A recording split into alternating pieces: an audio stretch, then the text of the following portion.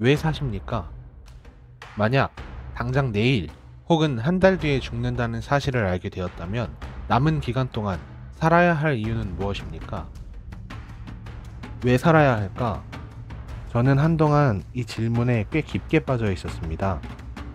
그런데 이 질문을 계속 파고들다 보니 이 질문 자체에 어딘가 이상한 점이 있다는 사실을 알게 됐죠.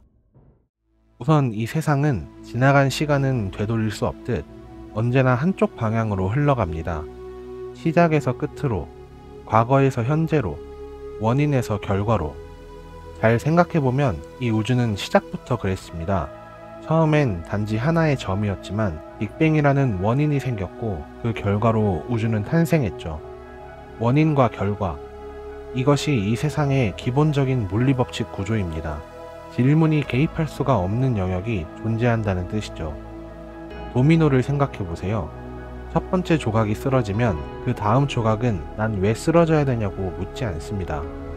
그저 앞에 조각이 쓰러졌기 때문에 세상의 이치에 따라 자연스럽게 쓰러질 뿐입니다. 왜 살아야 할까라는 질문은 존재에 대한 깊은 철학적인 질문으로 보이지만 큰 오류가 있습니다. 왜라는 질문은 이유를 묻는 반면 살아야 한다라는 표현은 마땅히 그래야 한다는 당위를 뜻합니다. 이유와 당위, 이 둘은 하나의 문장 안에서 논리적인 연결이 성립될 수 없습니다. 길버트 라일이라는 철학자는 이처럼 서로 다른 언어를 하나의 문장에 섞는 것을 범주 오류라고 부릅니다. 또한 데이비드 휴미라는 철학자는 이렇게 말합니다. 나는 어떤 철학적 논의에서 처음엔 이것이 그러하다고 서술하다가 갑자기 그래야 한다는 말이 나오는 순간을 종종 본다. 그런데 이 두 진술 사이에는 어떤 논리적 연결이나 설명이 생략된 경우가 많다. 즉, 이지에서 얻은 도출될 수 없다는 명제를 통해 사실과 당위 사이에는 논리적 비약이 있다고 말한 것이죠. 쉽게 말해 우리가 지금 살고 있다는 사실에서 살아야 한다는 당위를 도출해낼 수 없다는 것입니다. 살고 있다는 것은 어떤 선택의 결과가 아니라 그냥 주어진 상태입니다. 그런데 그 상태에 왜라는 질문을 덧붙이는 순간 이 세상의 언어적 논리에 균열이 발생하는 것이죠. 이 질문이 진짜 의미를 가지려면 이렇게 바뀌어야 됩니다. 태어났는데 어떻게 살다가 죽을까?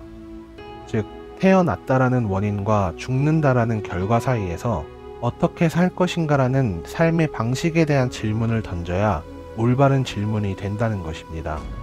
이 질문은 더 이상 삶의 의미를 강요하지 않습니다. 대신 삶의 방식을 선택하게 하죠. 태어남과 죽음, 그 원인과 결과의 사이를 채우는 것은 당위가 아니라 삶의 방식에 대한 질문이어야만 합니다. 그때부터 우리는 의심이 아니라 의지와 선택으로 삶을 마주할 수 있습니다. 비트겐슈타인이라는 철학자는 삶의 의미 같은 문제는 언어로 설명할 수 없다고 말합니다. 왜냐하면 우리는 이미 삶 안에 있기 때문이죠. 마치 향기 속에 있는 코가 자신이 맡고 있는 냄새를 정확히 정의할 수 없듯이 물 속에 있는 물고기가 물 안에서 물이 뭘까라고 묻듯이요. 그 물고기가 질문을 물 밖에서 하지 않는 한 물의 본질을 알 수 없듯이 삶 안에 있는 우리가 삶의 바깥에 서지 않는 이상 우리는 말로 설명할 수 없습니다. 그러니 알 수 없는 삶의 의미를 논리로 이해하려 애쓰기보다는 그 안에서 단지 삶을 살아내는 것, 그것만이 유일한 해답이 될 수밖에 없습니다. 마르틴 하이데거라는 철학자는 이렇게 말합니다. 인간만이 존재를 물을 수 있는 유일한 존재다. 하지만 존재를 묻는 질문은 수학 문제처럼 계산해서 정답을 찾는 시험 문제가 아니죠. 존재는 논리로 계산되는 것이 아니라 감각과 감정, 그리고 경험으로 삶을 살아가는 과정 속에서 자연스럽게 느껴지고 자연스럽게 드러나는 것입니다. 사랑이 그렇습니다. 책상에 앉아서 사랑이란 무엇인가라고 100번 1000번 고민하는 것보다는 누군가를 진심으로 사랑하게 되는 순간 그 감정 속에서 자연스럽게 사랑이 뭔지 느낄 수 있죠. 삶 또한 이와 다르지 않습니다. 과학은 이 질문을 더 냉정하게 바라봅니다. 리처드 도킨스라는 진화 생물학자는 이렇게 말합니다. 우리는 철학적인 질문을 던지기 위해서 만들어진 존재가 아니다. 우리는 유전자가 살아남기 위해서 복제하고 생존하도록 프로그래밍된 유기체일 뿐이다. 냉정하지만 과학은 단순히 인간이 오직 더 오래 살고 더 많이 번식하기 위한 존재라고 봅니다. 그래서 삶의 의미 같은 건 생존 자체에 필요하지 않다고 보는 거죠. 진화 심리학적으로 봐도 우리는 그저 생존에 유리한 방식으로 진화해 왔을 뿐입니다. 저와 여러분들이 뜨거운 걸 만지면 손을 빼고 높은 곳에선 공포감을 느끼고 사랑 앞에 설렘을 느끼는 것조차 전부 생존과 번식을 위해 프로그래밍된 본능이라는 것이죠. 그렇다면 삶의 반대편에 놓인 죽음은 어떨까요? 사람들은 말합니다. 죽으면 고민도 고통도 다 끝난다. 하지만 이 말은 반만 맞고 반은 틀렸습니다. 그건 어디까지나 살아있는 우리가 상상하는 죽음의 모습이기 때문입니다. 그 누구도 죽음이 고통이 없는 평화로운 어둠의 상태라고 정의할 수 없습니다.